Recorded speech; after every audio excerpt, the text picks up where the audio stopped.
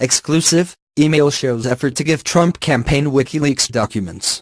Candidate Donald Trump, his son Donald Trump Jr. and others in the Trump Organization received an email in September 2016 offering a decryption key and website address for hacked WikiLeaks documents, according to an email provided to congressional investigators.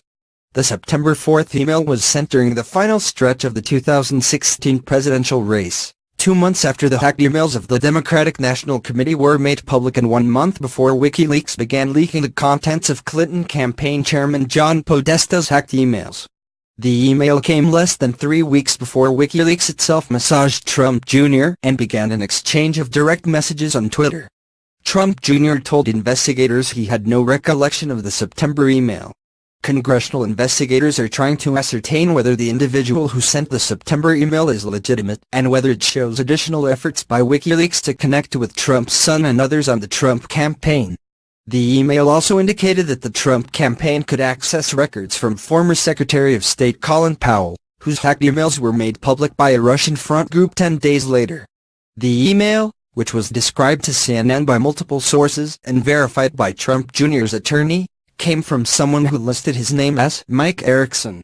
It was addressed to Trump, Trump Jr., Trump Jr.'s personal assistant and others, and turned over to Congress as part of the documents provided by the Trump Organization. Congressional investigators are uncertain who the sender is, and CNN was unable to make contact with the individual.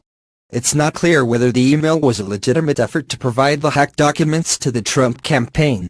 The individual was able to obtain the email addresses for Trump Jr. and his personal assistant, as well as an email that congressional investigators believe was for then-candidate Trump, although he rarely uses email.